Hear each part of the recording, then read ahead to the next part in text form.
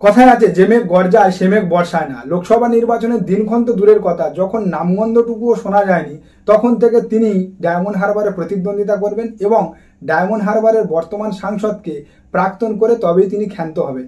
এমনই এক আষাঢ়ে গল্পে একসময় বঙ্গ রাজনীতিতে তোলপাড় পড়ে গেছিল।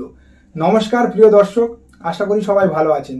আজকের কথা বলবো পশ্চিমবঙ্গের বাম কংগ্রেস এবং আইএসএফ জোটের একমাত্র বিধায়ক নওশাদ সিদ্দিকী সাহেবের ডায়মন্ড হারবার জয়ের স্বপ্ন নিয়ে।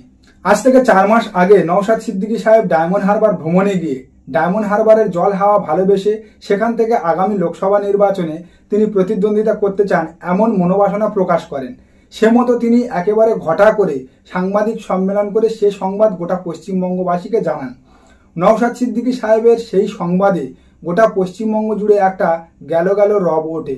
আগামী লোকসভা নির্বাচনে ডায়মন্ড হারবারে হতে চলেছে কাঁটে কাট টক্কর, শিয়ানে লড়াই, এমন বেশ কিছু ট্যাগলাইনও বেশ কিছুদিন পশ্চিমবঙ্গের মিডিয়াগুলোতে ঘুরে বেড়াতে দেখা যায়। বর্তমানে 2024 লোকসভা নির্বাচন একেবারে দোরগোড়ায়। সে মতো পশ্চিমবঙ্গের সমস্ত রাজনৈতিক দল তাদের লোকসভা নির্বাচনের প্রার্থী তালিকাও ঘোষণা করেছেন। সেই তালে তাল মিলিয়ে আইএসএফ দলও তাদের প্রার্থী তালিকা নয়, একটা কেন্দ্র তালিকা ঘোষণা করেছে 14ই মার্চ। 8 আসন বিশিষ্ট সেই কেন্দ্র তালিকাতে রয়েছে বারাসাত, বসিরহাট, মথুরাপুর, যাদবপুর, উলুবেড়িয়া, শ্রীরামপুর, মালদা দক্ষিণ এবং মুর্শিদাবাদ কেন্দ্রের নাম। আইএসএফ দলের প্রকাশিত কেন্দ্র তালিকায় দূরবীক্ষণ যন্ত্র দিয়ে শত চেষ্টা করেও ডায়মন্ড হারবার কেন্দ্রের নাম না খুঁজে পেয়ে পশ্চিমবঙ্গবাসী কিন্তু হতাশ।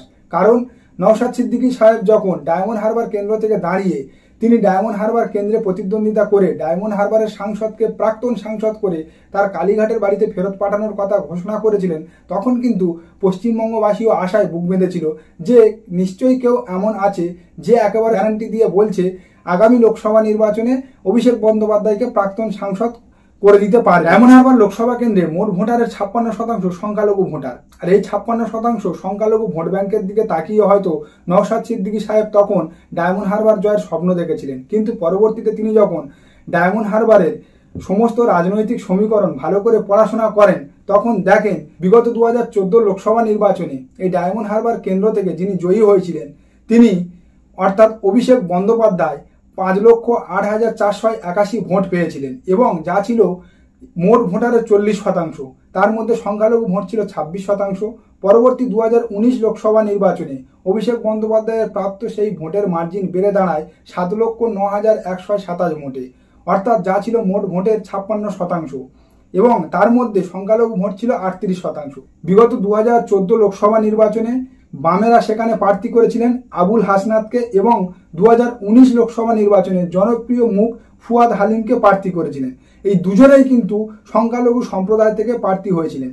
আর সংখ্যালঘু সম্প্রদায় থেকে প্রার্থী হওয়ার পরেও ডায়মন্ড হারবারে অভিষেক বন্দ্যোপাধ্যায়কে হারানো তো দূরের কথা, তার ভোট মার্জিনের ধারে কাছেও ডাক কাটতে পারেনি এই দুই সংখ্যালঘু বামপন্থী প্রার্থী। এই সূক্ষ্ম সমীকরণ বুঝে বা অনুধাবন করে নওশাদ সিদ্দিকী সাহেব এ যাত্রায় রণভঙ্গ দিয়েছেন বলে রাজনৈতিক মহল ধারণা করছে।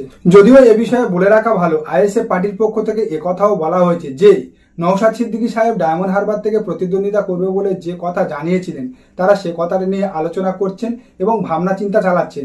আগামী দিনে যা তাদের ভাবনা চিন্তা থেকে উঠে আসবে বা আলোচনা ভিত্তিক যে ফলাফল উঠে আসবে তা অবশ্যই তারা সাংবাদিক সম্মেলন করে পশ্চিমবঙ্গবাসীকে জানাবেন।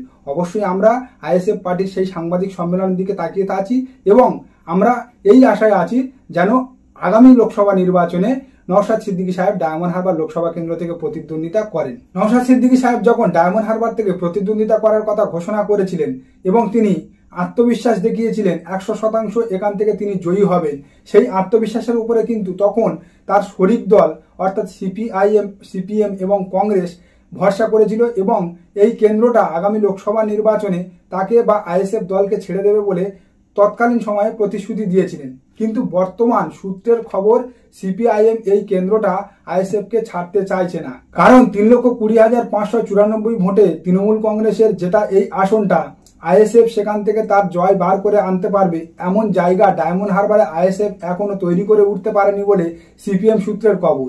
সূত্র মারফত যা জানা যাচ্ছে আগামী লোকসভা নির্বাচনে এই ডায়মন্ড হারবার লোকসভা কেন্দ্রে বামপন্থীরাই প্রার্থী দেবে। সেখানে প্রার্থী হতে পারে ছাত্র আন্দোলন থেকে উঠে আসা নেতা প্রতিকুর রহমান। রাজনৈতিক বিশ্লেষকদের মতে ডায়মন্ড হারবার লোকসভা কেন্দ্রে জাতিগত সংখ্যালঘু তথ্য বলে কোনো তথ্য কাজ করে না।